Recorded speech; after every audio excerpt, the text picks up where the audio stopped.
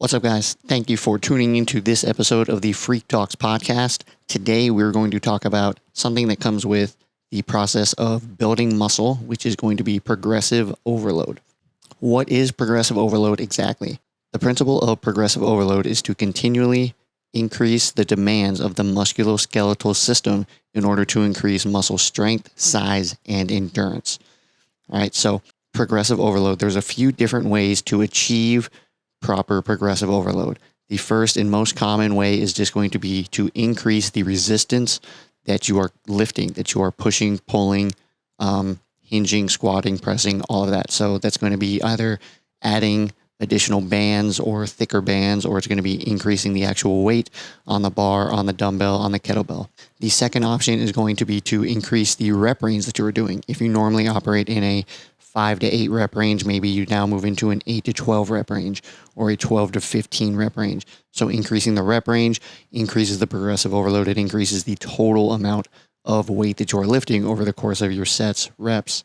The third option is going to be increase your overall workout volume. So that's going to be a combination of both sets and reps. So if you normally do 3 sets of 8 reps, maybe now you do 5 sets of 8 to 10 reps, or you do 4 sets of 12 reps. Something along those lines. The fourth way that you can increase your progressive overload is going to be to increase your training frequency. So maybe instead of doing 1 day per week of each muscle group, right? So like my current split is Mondays legs, Tuesdays chest, Wednesdays back, Thursdays shoulders, Fridays is arms. I also try to get some HIIT workouts in there too.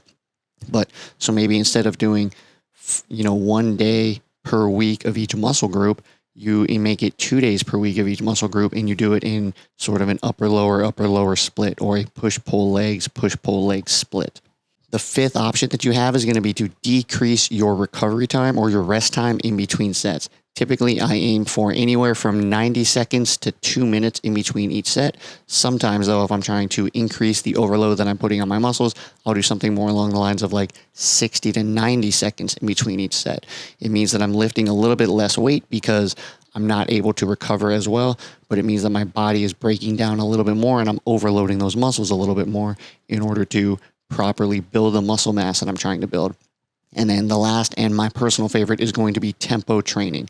So tempo training just simply means you're adding a count to each progression of the lift, right? So there's an eccentric, there's a hold, there's a concentric, and then there's the rest or the hold, right? So say you're doing a squat.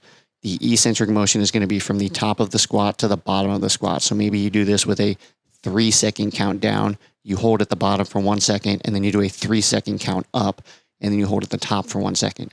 That means that each rep is taking you 8 seconds as opposed to maybe 3 seconds that it would normally take you. Again, the weight is going to be significantly lighter than if you were just going for maximum weight on the bar for whatever rep range you're aiming for.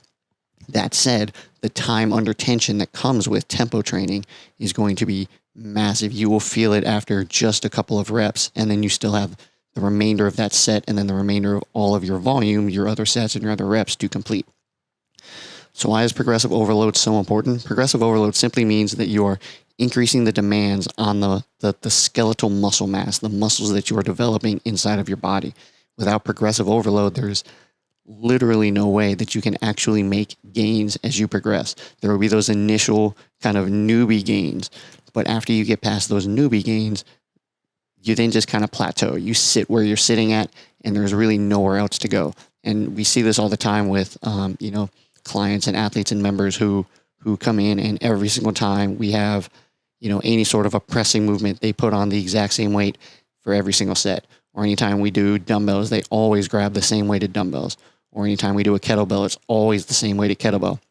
Now, sometimes you are limited by the equipment that is available to you. Right? So like at Frequency, our kettlebells, the highest kettlebell that we have is a 70-pound kettlebell. So if I were going into a workout that had 15 kettlebell swings and the prescribed weight was 53 pounds, and 53 pounds is pretty light for me, I might instead go for the 70-pound kettlebell in order to get those kettlebell swings.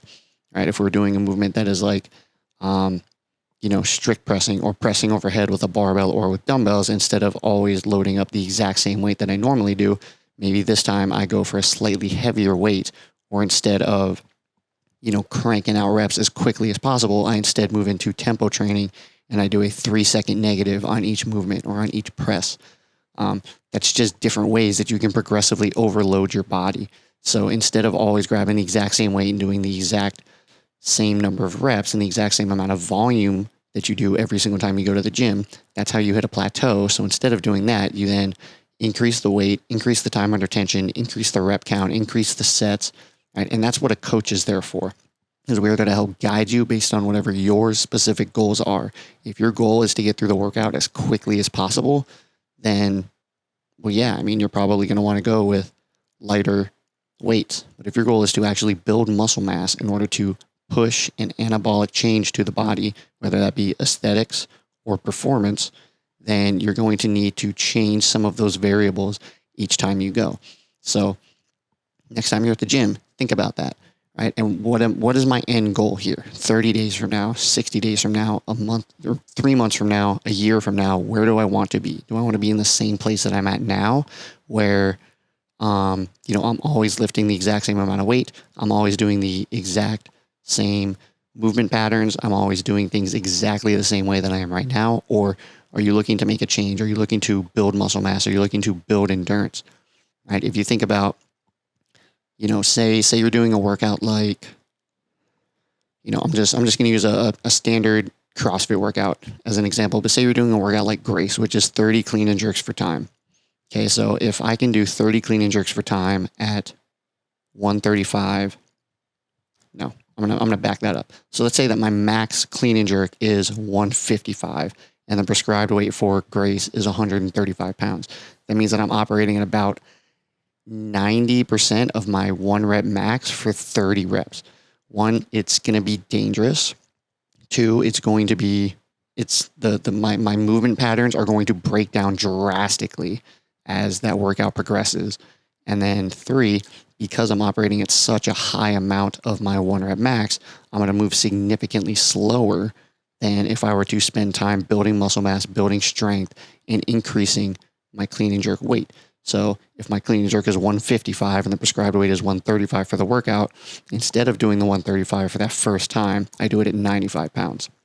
And then 6 months later, I spend 6 months building muscle mass, working, progressively overloading, getting better, getting stronger, dialing in my technique. And then 6 months later, that workout comes up again. And now my clean and jerk is 205. Well, now that 135 is in there, it's now something closer to like 40% of my 1 rep max, meaning that I'm able to cycle the weight a little bit quicker, a little bit more efficiently, and it doesn't burn me out or wear me down quite as much. So it comes down to the amount of energy that it takes to lift the weight. If you're operating at 80 to 90% of your maximum load, then it's going to take a lot more energy and a lot more effort to lift that weight. Versus if you build the muscle mass, you build the strength, you build the endurance, and then you're now moving 40% or 50% of your maximum weight. Okay, so it has, progressive overload has both aesthetic properties that are going to help you. It's going to help build more muscle. It's going to help give you that fuller, leaner, more muscular look. But it's also going to help you burn more fat because you're building more muscle, and it's going to make the performance aspect of whatever exercise you're trying to do, it's going to build that up, and it's going to make that a little bit easier too as you progress, because the weight that you're now lifting is significantly less taxing on the body than if you were to only focus on coming in, lifting the exact same amount of weight every single time you're at the gym. That is how you plateau. That is how you hit those snags. And that's how frustration starts to build up, because you're no longer pushing yourself. In the beginning, it was hard to lift a 15-pound dumbbell for that many reps. And then as you got faster and you got stronger, you got more efficient. Now the 15-pound dumbbell is no longer hard. It's no longer difficult. And it's super light, and you're moving it very, very easily. But if you were to move up to a 25-pound dumbbell, then it would feel the same way that the 15-pound did when you first started. And then you work your way up so that 25-pound dumbbell feels the way the 15-pound did, right? Where that one's easy and that one moves quickly, and you're not really struggling to lift that weight anymore. And then you move to a 35-pound or a 30-pound, right? And you just continuously overload and make it a little bit more difficult as you progress. And that's how the gains happen. That's how you build more muscle mass. That's how you burn more body fat. That's how you achieve not only the aesthetics goal that you're looking for, but the performance goals that you're looking for as well. Okay, so progressive overload, it is one of the most impactful portions, the most impactful methods of exercise and working out is to push yourself a little bit harder every single time you go to the gym in comparison to how you felt when you went into the gym. Okay, and it's not only strength training and resistance training, but you can also progressively overload cardio training and endurance training, right? So maybe you're pushing for a 5K and you want to run a 5K, right? So the best way to do that isn't to just continuously run 5Ks until you get better. Sure, that will help. You will eventually get better at running 5Ks. But what I would actually recommend you do is run a 5K, set that baseline, do interval training. So sprints, add in a long run, more sprints, right? Change the dynamic. So instead of doing, only 100-meter sprints, maybe you do an 800, a 400, a 200, a 100 with a 1-to-1 work to rest ratio. And as you get progressively better at that, then you maybe bring it down to a 1-to-2 rest to work ratio. So if it takes you 4 minutes to run the 800 meter, you rest for 2 minutes and then you run the 400 meter, right? Or something along those lines. There's many different ways to progressively overload not only your muscle mass, but also your heart, your lungs, your cardiovascular system, your respiratory system. All of these things can be progressively overloaded in order to make them stronger, healthier, and better. All right, guys, progressive overload. That's what we got for you today. If you have any questions, please reach out, talk to a coach, and we'll see you at the gym. Progressively overloading the muscles, the heart, and the lungs. Hey, what's up? Thank you for checking out this episode of the FREQ Talks Podcast. If you found this interesting, please don't forget to like, subscribe, and hit that little notification bell so that you get notified every time we upload a new video. Thanks a lot. Have a great day.